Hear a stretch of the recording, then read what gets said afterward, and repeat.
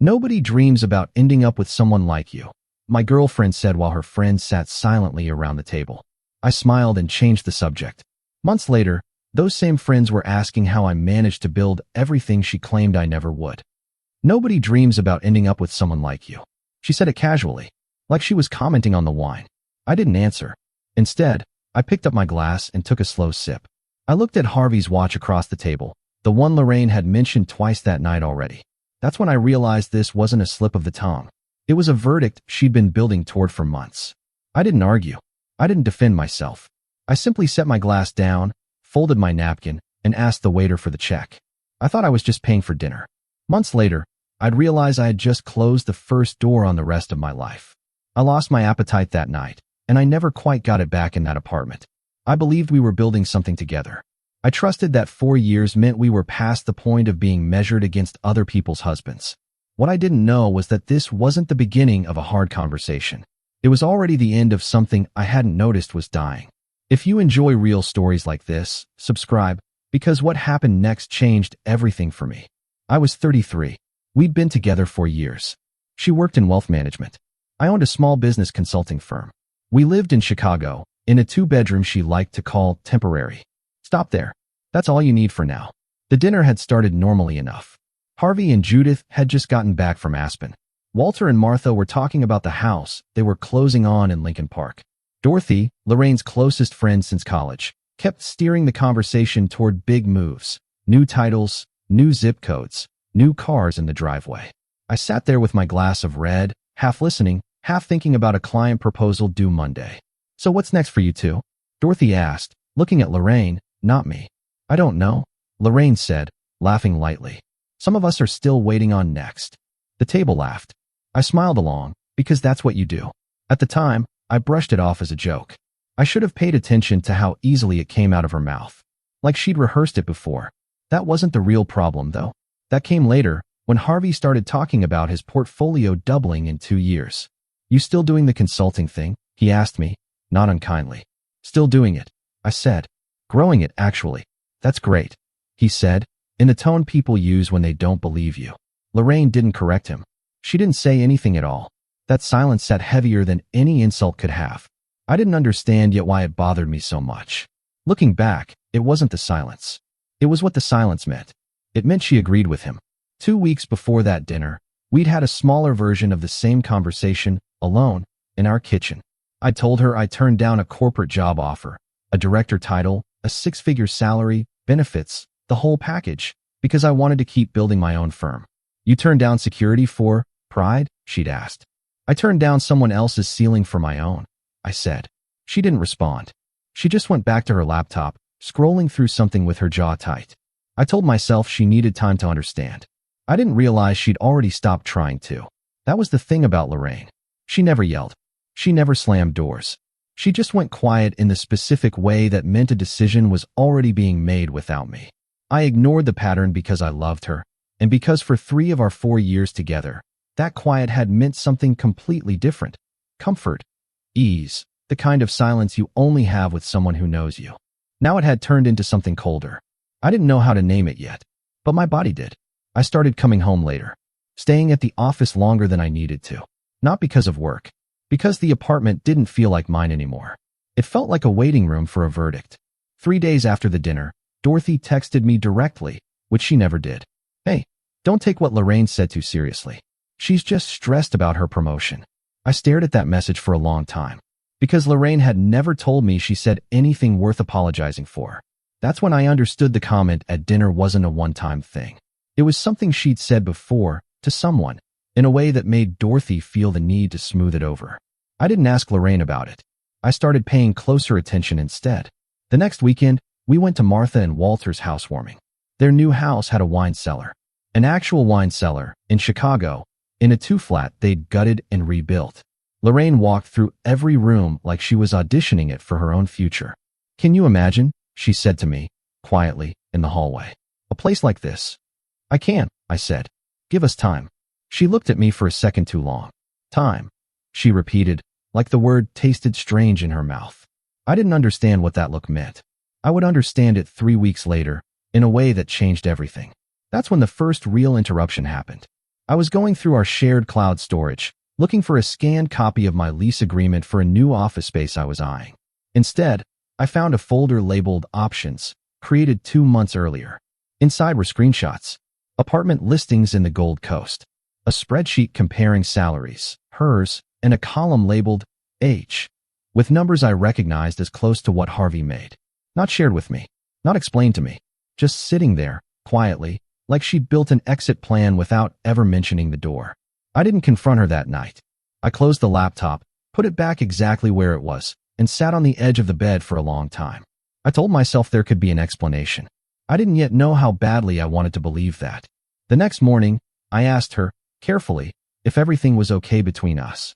Why wouldn't it be? She said, not looking up from her coffee. No reason, I said. Just checking. She smiled, the kind of smile people give when they've already decided something and are waiting for the right moment to say it out loud. I smiled back. Neither of us meant it. Something felt wrong in the apartment after that. I couldn't explain why, not even to myself. I dismissed it as work stress, wedding season comparison anxiety, the normal wear of a long relationship. I was wrong, but I wouldn't understand how wrong for another month. That month, my business had its own quiet turning point. A firm I'd pitched 6 months earlier, a mid-sized logistics company looking to restructure their regional operations, called me back out of nowhere. We want to move forward, the CEO said. Full engagement. 6 months, with an option to extend. It was the biggest contract I'd ever landed. 6 figures, just for the first phase. I hung up the phone and sat there for a second, stunned. I wanted to call Lorraine immediately. I did call her. That's great, she said, sounding distracted. I'm actually in the middle of something. Can we talk tonight? I said sure. That night, I told her over dinner, expecting some kind of real reaction. That's good, she said. Really good. Then she changed the subject to Judith's engagement party. I remember sitting there, watching her talk about seating charts, and feeling something shift permanently in my chest. I had just landed the biggest win of my career, and she'd spent more energy discussing a party than my future. At the time, I told myself I was being sensitive. Looking back, I know I was finally seeing clearly for the first time in months.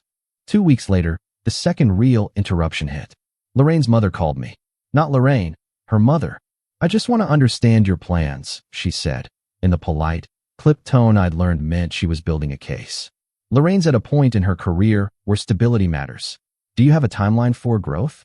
I sat there, phone against my ear, absorbing the fact that my girlfriend's mother was interviewing me for a role I thought I already had. I have a business that's growing every quarter, I said. I don't operate on someone else's timeline. There was a pause. That's very admirable, she said, in a tone that meant the opposite. I hung up and sat in my car in the office parking garage for 10 minutes before I could make myself go back inside. That's when I remembered something I hadn't thought about in years. 3 years earlier, on our 1-year anniversary, Lorraine had told me, half joking, half serious, that her family had a type they expected her to end up with. Doesn't matter, she'd said back then, laughing. I don't care about that stuff. I had believed her. I hadn't understood that people can mean something completely when they say it, and still lose their grip on it slowly, year by year, dinner by dinner, comparison by comparison. She had actually warned me, in her own way. I simply hadn't listened closely enough. The pace of things changed after that. Lorraine started working late more often. I didn't ask questions I didn't want answered yet. I threw myself into the new contract instead, staying at the office until midnight some nights, building out a team for the first time. Hiring an operations lead named Eugene, a sharp guy in his late 20s who'd left a corporate job for the same reason I once had. He wanted to build something that was his. You seem different lately, Eugene said one night, as we packed up. Different how? Focused. Like you're not just working. You're building towards something. He wasn't wrong. I just didn't fully understand what yet. 3 weeks after that, everything accelerated. Harvey mentioned, at another one of their dinners I'd started attending less and less, that his fund was raising a new round and looking for boutique consulting partners for portfolio companies. You should send me your deck, he said to me, almost as an afterthought. Might be a fit. I did. 2 days later, he introduced me to his fund's operations director. 3 weeks after that, I had a signed advisory agreement with 2 of his portfolio companies. The same night I signed it, Lorraine and I had the worst fight of our relationship. It started small. She'd found a text on my phone, innocent, from Eugene, about a project timeline, and somehow spiraled it into an accusation about where my priorities were. "You're never home," she said. "You're obsessed with this business." "This business just landed 2 contracts through Harvey," I said. "The same Harvey you've been comparing me to for a year." Her face changed. "That's not fair," she said. "Isn't it?" I asked. "You've been measuring me against him since that dinner. Now his own fund wants to work with me. Funny how that works." She didn't have an answer for that. She just stood there, arms crossed, jaw tight, in the silence I'd learned to recognize. I didn't yell. I didn't beg her to understand. I just picked up my keys and left for a walk, because staying in that apartment felt like staying inside a decision that had already been made. I should have paid attention to how calm I felt walking out. Looking back, that calm wasn't peace. It was the first sign that some part of me had already left. The next real turning point came from somewhere I didn't expect: a lawyer. Our lease was up for renewal in 2 months, and the property management company sent an email asking if we wanted to sign for another year, both names or one. Lorraine forwarded it to me with one line: "We should talk about this." I stared at that message longer than any I'd gotten from her all year. We did talk about it, that weekend, sitting across from each other at our kitchen table, like 2 people negotiating a merger instead of a relationship. "I think we should get separate places," she said. "Just for a while. To figure things out." "Figure out what exactly?" I asked. She hesitated. "Whether this is what we both actually want." I looked at her for a long moment. "I think you already know the answer," I said. "You've known for a while." She didn't deny it. That silence told me everything the last 6 months of comparisons and quiet folders and unspoken numbers hadn't fully confirmed until now. I didn't cry. I didn't argue. I simply said, "Okay," and started looking at apartment listings that same night. I found a smaller place near my new office 2 weeks later, a 1-bedroom. Nothing special, but mine, fully mine, with no shared spreadsheet of options hidden anywhere. I signed the lease on a Tuesday. I moved my things out over a single weekend while Lorraine was at her sister's. I left the key on the counter, along with a short note that said nothing dramatic. Just, "Good luck with everything." I resigned from the joint checking account we'd opened for shared expenses that same week.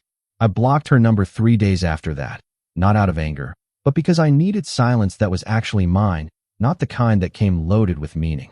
I sold my half of a small investment property we'd looked at together, but never bought into fully. The paperwork had barely started, but I made sure every trace of shared future between us was closed out cleanly. I moved forward. I smiled more in those first few weeks alone than I had in the last year of that relationship. Eugene noticed it too. "You look lighter," he said one morning, dropping a coffee on my desk. "I feel lighter," I admitted. The business grew fast after that, faster than I expected. The logistics contract expanded into a second phase. Harvey's portfolio companies referred 2 more clients.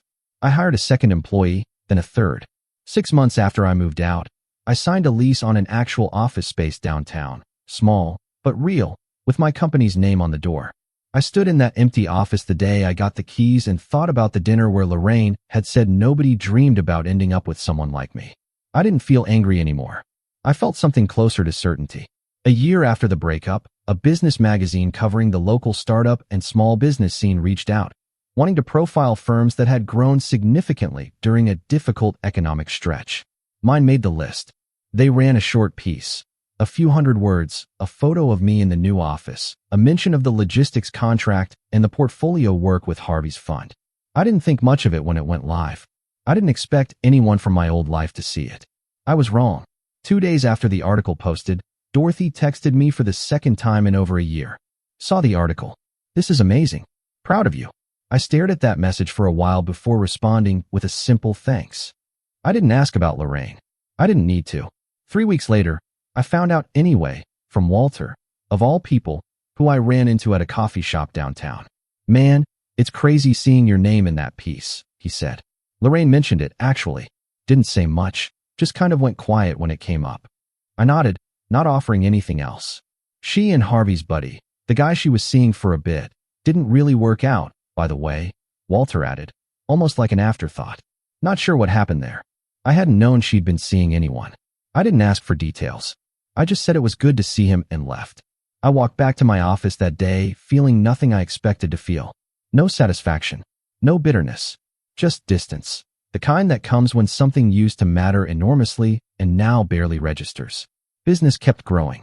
By the end of that second year, My firm had expanded into a small suite of offices for employees and a client roster that included 2 mid-sized companies and 3 of Harvey's portfolio businesses. I bought a condo that spring, not a rental, not a temporary place, something with my name fully on the deed.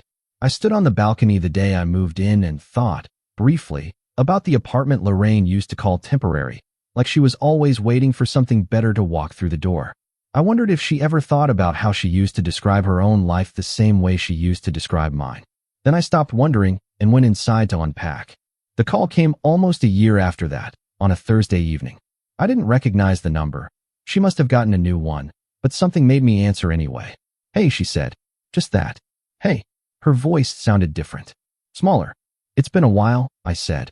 "I saw the article a while back," she said. "And I heard about the new office. Congratulations." "Thanks." There was a long pause. "I've thought about that dinner a lot," she said finally. The thing I said. I didn't mean it the way it came out. I didn't say anything right away. I was scared, she continued, of not measuring up to what everyone else had. I put that on you instead of dealing with it myself. I let the silence sit for a moment before answering. "I appreciate you saying that," I said. "I really do. Do you think maybe we could get coffee sometime? Just to talk?" I looked out at the city from my balcony, the same one I'd stood on the day I moved in. "I don't think so," I said, "but I hope things go well for you." She didn't respond right away. "Okay," she finally said quietly. "I understand." We hung up a moment later, and that was the last time I heard her voice. She called twice more over the following month. I didn't answer either time. She sent one final message, weeks later, a single line. "I hope you're happy. I mean that." I read it once and didn't reply. Some doors only close once, and once they do, going back through them costs more than either person is usually willing to pay. I think about that dinner sometimes, the one where it all started. Harvey's watch, Lorraine's careless comment, the silence from her friends around that table. I don't think about it with anger anymore. I think about it the way you think about a door you walked through without realizing, at the time, that it was the last door out of a room you'd already outgrown.